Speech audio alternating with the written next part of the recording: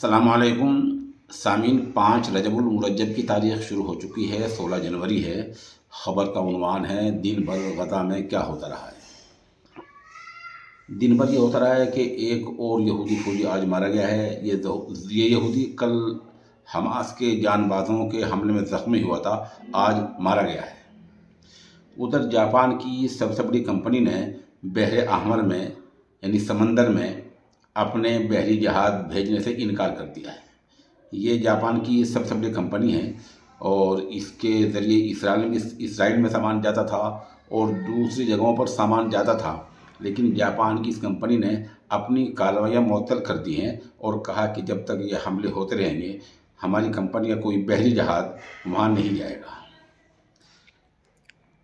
ادھر پچھلے 24 گھنٹوں میں حماس کے حملوں میں 26 یہودی فوجی زخمی ہوئے ہیں اور ان کا اقرار اور اعتراف خود اسرائیلی فوج نے ایک بیان میں کیا ہے۔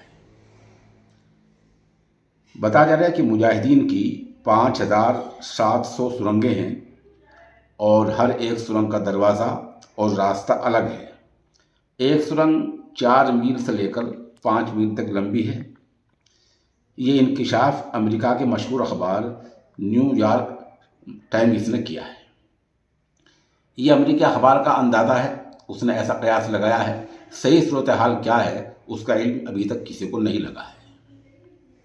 بتایا جا رہا ہے کہ سرنگوں کی اس گہرائی اور زیادہ تعداد کی وجہ سے اسرائیلی فوج کے ہوش اڑے ہوئے ہیں۔ ادھر طوفان الاقصی کے بعد سے 7 اکتوبر سے اب تک 1 لاکھ یہودی ذہنی بیماری کے ذہنی تناؤ کا شکار ہو چکے ہیں۔ یہ انکشاف خود عبرانی میڈیا کے اخبارات نے کیا ہے کہ لگ بھگ 1 لاکھ یہودی تب سے اب تک ذہنی تناؤ کا اور ذہنی دباؤ، ذہنی بیماریوں کے شکار ہو گئے ہیں۔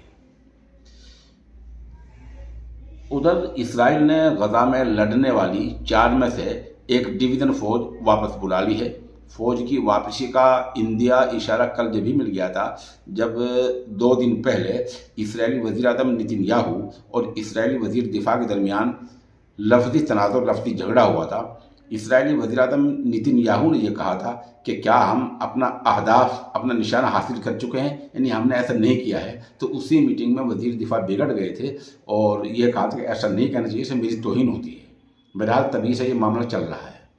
ادھر ایک خبر یہ آ رہی ہے کہ قطر نے بھی اپنی آمد و رفت روکنے کا اندیا دیا ہے اور اگر قطر نے کچھ ایسا کر دیا کہ بحری جہاز روک دیے تو اس سے بہت بڑا نقصان ہو سکتا ہے، لیکن یہ خبر ابھی زیادہ طور پر مصدقہ نہیں ہے۔